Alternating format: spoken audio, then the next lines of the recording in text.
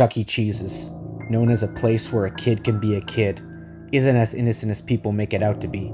Sure, it seems like just another arcade place for kids with the creepy robotic mascot band on stage, but unfortunately, I got to experience it. I got to experience the truth, the horrible truth behind Chuck E. Cheese. During the summer of 2006, I was about to be a senior in high school, and I needed some extra cash to buy a car, so I decided to look for a job. I searched the newspapers daily for any job openings anywhere, but I found more news stories about missing teenagers than I did job listings. It was a strange time. My parents didn't want me going out anywhere, and most parents kept their children indoors at all times. It was the sixth missing teenager that month. It was in the paper, on the news, it was everywhere. They all seemed to be 16 or 17 years old. I came from a small town in Pennsylvania, but these disappearances brought a lot of attention to our town. However, these reports didn't stop me from going out to look for a job. I lived about 10 minutes away walking distance from a big strip mall that had a Chuck E. Cheese in it. And when I was applying to some stores at that strip mall, I noticed that the Chuck E. Cheese had a help wanted sign on the door, so I went in to apply. I asked the employee standing by the entrance for a job application, and without responding, he called for a manager. A man probably in his late 40s walked to me and greeted me, immediately asking me when I could start. He didn't even interview or talk with me. He just basically offered me the job right away. This shocked me, because I had never heard of a job that didn't require some kind of interview. I told him I could start work immediately. The man told me to come back the next day to be trained and receive the employee uniform. I left the place so excited that I didn't even think about how weird it was. I had just gotten a job. Now I could save up for a car before school starts. It wasn't until I had gotten back home that I started to realize how strange it was that I was spontaneously offered a job with no interviewing. They basically just hired a complete stranger. How did they know that I was qualified or able to do the job? I imagine that day they were just really short-staffed and decided to just be happy that I had got the job. That night, I did some research on what I would most likely be doing as my job. I found out that most new employees would either be cleaning up or dressing as the Chuck E. Cheese mascot. Oh, great, I thought. I didn't really want to have to walk around in that thing. I went back the next day around 4 o'clock. The manager greeted me and gave me a red shirt with the Chuck E. Cheese logo. He then proceeded to show me what it was that I'd be doing, which was cleaning tables, sweeping floors, and cleaning and maintaining the robotic mascot. I was relieved that he didn't mention dressing in the Chucky costume, but I didn't understand what he meant by maintaining the robotic mascots. I asked him what he meant by that, and he explained that sometimes the animatronics get quirky, particularly Chucky. He explained that sometimes even in their idle states, the animatronics get overheated and need to be cooled down, or they might break or glitch. So my job was to prevent that by spraying the fur of the robots with a bottle containing some kind of liquid, probably water. Somehow that would cool down the animatronics or something. I didn't see how that made sense, but I didn't question it. It seemed easy enough. After showing all this, the manager asked me if I was ready to start working today. I was shocked, but I was anxious to make money, so I told him yes. It was only then he finally introduced himself as John and asked me for my name. After I introduced myself, he seemed in a hurry to leave. I stopped him and asked him if he needed my personal information and worker's card since I was only 17. He chuckled and responded, "Don't worry about that, bud. This job is off the books." I asked him what I should start doing and when my shift ended. He told me to clean tables for now and to leave when instructed. After this, he stormed out of the building without even saying a goodbye or good luck. I stood there feeling awkward and extremely confused. What kind of job was this? Leave when instructed? How long were they going to keep me here? And they didn't need any of my information? I started cleaning tables for now and continued to do so for a while. It wasn't so bad so far. About an hour into my shift, an employee told me to go backstage and clean up the robots before their show. John, the manager, had shown me the stage earlier, and cleaning these furry robots seemed easy. I filled the bucket with soapy water and brought some paper towels over to the robots. They all seemed perfectly clean, just like I expected. Why would they get dirty in the first place? But I figured I should just do it anyway. I started with the character all the way on the right, the human one, the one dressed like a chef. I rubbed a damp paper towel around its face. Not that it changed much. It looked just as clean afterwards. I repeated this process until I reached the Chucky robot, which was all the way on the left side. This one definitely seemed the most realistic, even to the point where it was really creepy. How could kids find this shit entertaining? I couldn't understand it. Apart from all the other robots, the Chucky one actually seemed pretty dirty, particularly around the mouth, so I scrubbed around the robot's mouth with a damp paper towel. It was weird though. This robot was softer than the others. Just as I finished, the robot turned its head to me and opened its mouth. I jumped back and almost screamed out loud. I walked around the other side of the robot to see if its head would follow me. It didn't. It seemed obvious to me right away that the Chucky robot was left on for some reason. I didn't really think much of it after that. After about an hour of sitting in the room, I had to resume cleaning up tables and floors while the robots did their show. Besides that, it was a pretty easy and boring night. Eventually, an employee came up to me and told me to go home. I think it was almost 9 o'clock when I left. On my way home, I felt kind of happy. I had found such an easy job so quickly. I didn't mind it at all. Most of the shift I had spent in that room watching those idle robots. At the end of the night, I fell asleep pretty quickly, but around 3 in the morning, I woke up to the sound of something coming from outside. It was incomprehensible at first, but pretty soon I could make it out to be a very high-pitched, creepy laughter.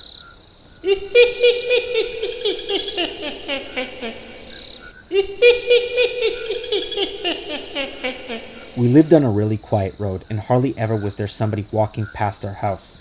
I felt a bit unnerved, but I got up to go look out my window. I lifted the blinds up and peeked out the window. The streetlight outside provided enough light to see the side of my property, along with the street and the woods across the street. I scanned the street looking to find anybody that might be out there, but nobody. Just as I was about to get back into my bed, I noticed something across the street by the edge of the woods. It was the silhouette of what seemed to be a big man. From where I was standing, the light didn't reveal any of its features. All I could see was the black figure facing my window. I pulled down the blinds and jumped back into my bed. I almost wanted to tell my dad about it, but I didn't want to seem like a baby. What kind of fucking creep was standing out there like that? Whatever. They're out there and I'm in here, I thought. I tried to fall asleep, but for a whole hour all I could think about was the figure I saw outside and wonder if it was still out there. I finally got the courage to lift up my blinds and check again. He was gone. What a relief. I pulled the blinds back down, and after that I fell asleep relatively quickly. The next day, I went back to work at around 4. It was weird that day. When I got there, I noticed that a lot of the other employees were giving me odd stares, like I didn't belong or something. One employee came up to me and told me that I would be watching the animatronics all day. I didn't really have a problem with that. I just wondered why they would need someone to sit there for hours. All they were just robots. The first 2 hours of my shift went slow. None of the robots moved or overheated. I already finished, quote unquote, cleaning them, if I should even call it that.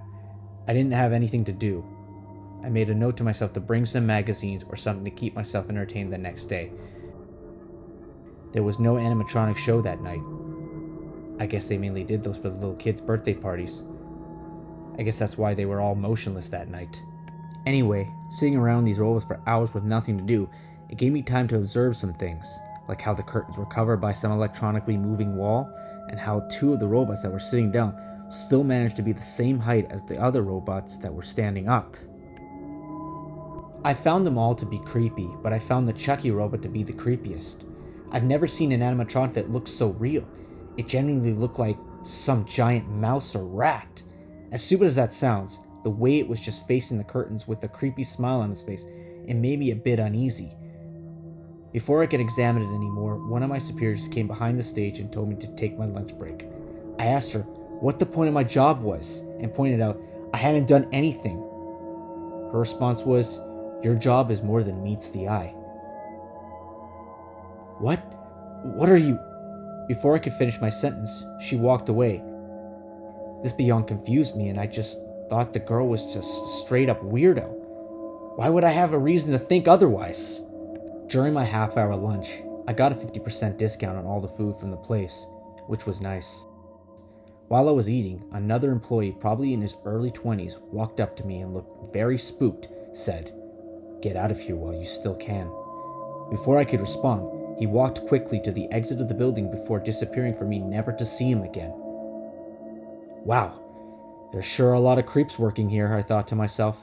What can you expect, though? Wouldn't they hire anybody that walks through their doors? When my break was over, well, technically my whole job was a break. I never did anything. But when my lunch break was over, I walked back to the backstage. When I opened the door to enter, the Chucky robot was facing the door with a big smile on his face. I almost fell back from the fear and shock, but curiosity made me instantly walk up to the robot and examine it. I thought it was turned off. I gave the robot a few knocks on the arm to see if it would react. The arms didn't even feel like they were made of plastic under the fur. It felt like I was knocking on an actual arm. The robot then turned to face me again. What the hell was up with this shit? This thing was so realistic. I didn't even want to be in that room anymore, let alone for 3 more hours. I thought for a second that maybe it was overheating and spazzing out, so I sprayed it with the bottle. This only made it more glitchy. Its mouth started to jerk up and down, and its eyes closed. A sickening squeaking sound erupted from the robot. Fuck! Don't tell me I broke it, I thought. The motion stopped and opened its eyes again. I wasn't gonna try that again. I went to sit back down and just try to ignore it. I wanted to get through the shift quickly without scaring myself too much. But when I sat in the chair and looked up, the Chucky robot had yet again turned to face me. I didn't like this. They made this thing too realistic. I spent the next few hours sitting there uncomfortably with the robot's eyes watching me. I was thinking about what the girl had said. Your job is more than meets the eye. And that weird guy. Get out of here while you still can? What the fuck does that mean? Are they planning on killing me or something? That stupid nerd. He's probably just trying to be an asshole. I checked my watch repeatedly, anxious to get out of there. I was waiting for somebody to come in and tell me that I could leave like the previous night, but nobody came in. It was 10 o'clock exactly, so I decided to just leave. I walked out of the back door of the stage and left it open, in case somebody needed to get in there and turn off the robots. As I walked towards the exit of the building, I realized there wasn't anyone in sight. Some lights had already been shut. I guess they closed pretty quickly.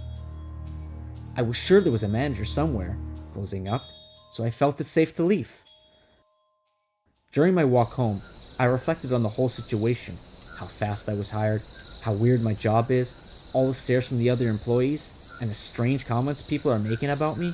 I started to think, if they weren't going to have a show tonight, why did they need me to come in? Why not just turn off the robots? Why did they need me to come in and watch them for 6 hours? What the hell was I watching? I really wasn't comfortable with the job anymore, and decided the next day I would go in and tell John, the manager, that I'm not interested in staying. That night, while laying in bed, I tried to think of other places I could work, but the thought of the Chucky robot staring at me kept coming up. I don't know why. I mean, it seemed obvious that the robots had advanced interactive technology. It's just, it was a little too advanced. That was the last thought I could remember before drifting off to sleep. I woke up at around 3 in the morning to the same disturbing laughter coming from outside my window.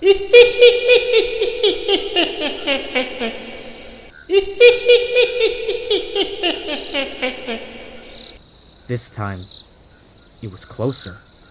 A lot closer. My heart started pounding in my chest. The person I saw last night was back again, seemingly to harass me. I had to confront this person, so I got on my feet, put my hand under my blind, gathering the courage to pull it up. With one instant boost of courage, I jerked the blind up to reveal it. It was the face of the Chuck E. Cheese mascot, standing right outside my window, looking right at me, with the same smile that I'd seen at the Chuck E. Cheese's. I almost jumped out of my skin in fear. I stumbled backward into something on the floor, causing me to fall to the ground. I barely managed to get back up on my feet, then realizing that the face at the window was gone. I grabbed the blind handle and yanked it down. I sat down on my bed to try and comprehend what had just happened. Somebody was pulling a prank on me. Those assholes. They followed me home and threw a Chucky costume on just to scare me. I knew they were all assholes. The way they stared at me, whispered as I passed by, and the strange comments. I bet it was all that stupid fucking nerd I saw that day. I'm probably some pawn in one big prank. That's why they hired me so quickly. But why? Why me? What did I do? I decided first thing in the morning I would go back to the place, give John the manager a piece of my mind, and tell him I would sue if they continued to harass me.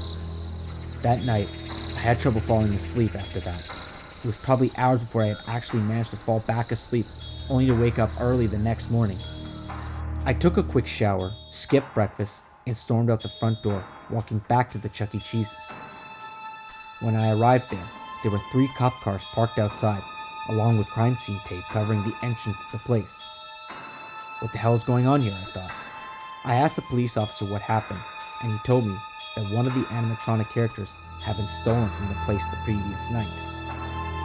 Who the hell would steal one of these things, and how? I thought to myself.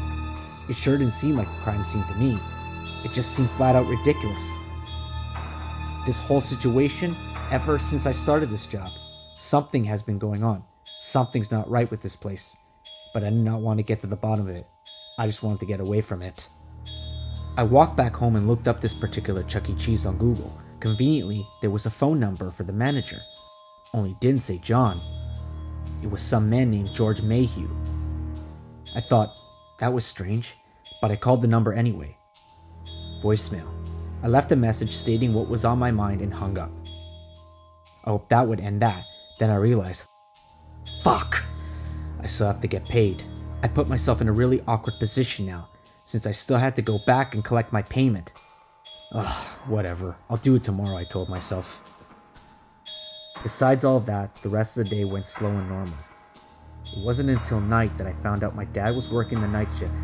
My mom was already staying the night with my grandma, who was feeling ill, which meant I had the house to myself. I could have had a few friends over and stuff, but I wasn't in any mood for that. I needed time for myself to reflect on what was up with that Chuck E. Cheese. Who the hell steals animatronics? I mean, I guess they're worth something, but to go through all that effort, why not rob a jewelry store or something? Whatever, not my problem anymore. That night, I was ready to call the police if the pranksters returned. I kept my cell phone on overnight next to my bed, ready to dial 911. I stayed up late watching TV, dreading having to fall asleep. I watched TV until about 2 in the morning before trying to fall asleep. But I couldn't. My mind was racing. I rolled around in my bed for a good hour, not even remotely tired. My brain was waiting for the laughter from outside or some kind of knock on the window. So much to the point that I started to become paranoid. I started to imagine sounds like some kind of squeaking noise. I started to imagine seeing things. I thought I could see a silhouette of a figure in the opposite corner of my room. I told myself to stop being paranoid and just to go to sleep. Somehow, I did calm myself down a little bit. Almost enough to finally fall asleep. I was finally relaxed. Until...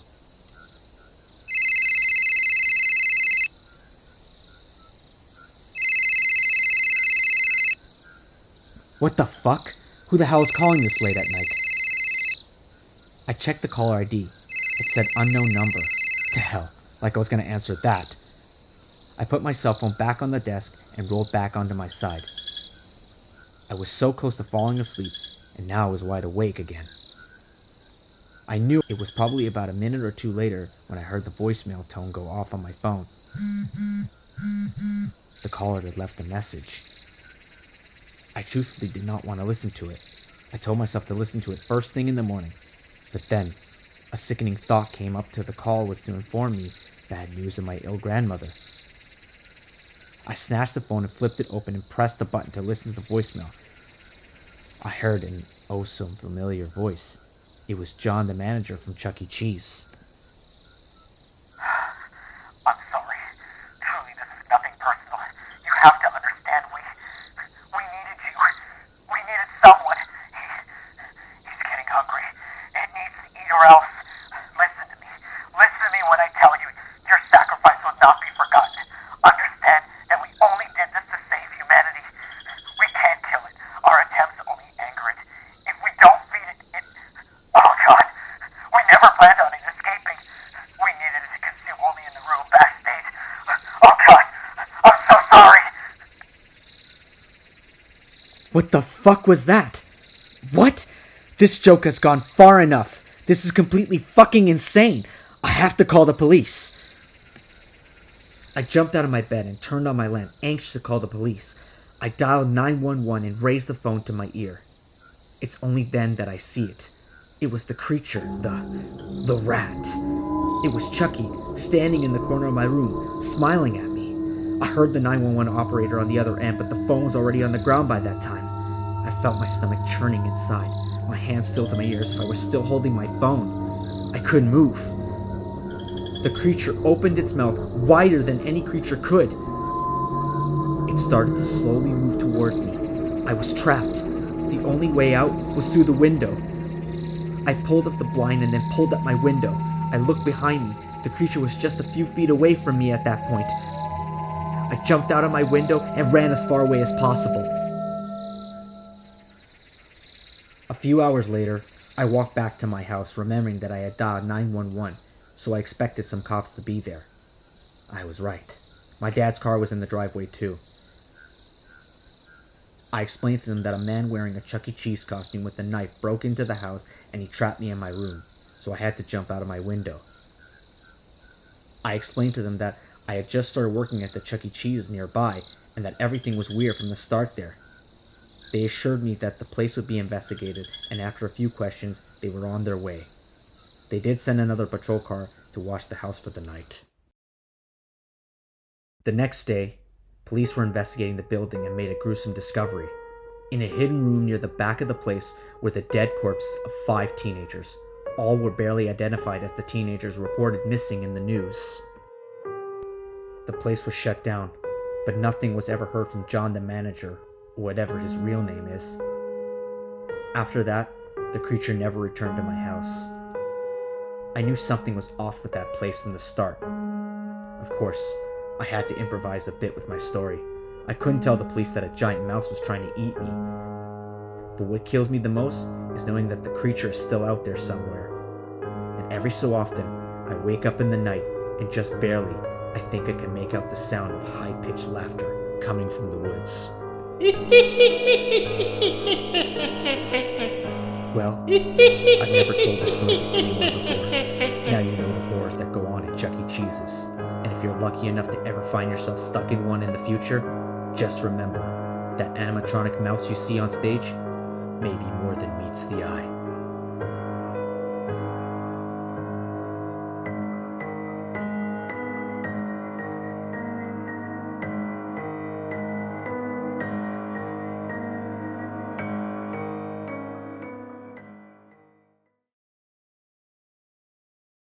Hey kids, do you know what time it is?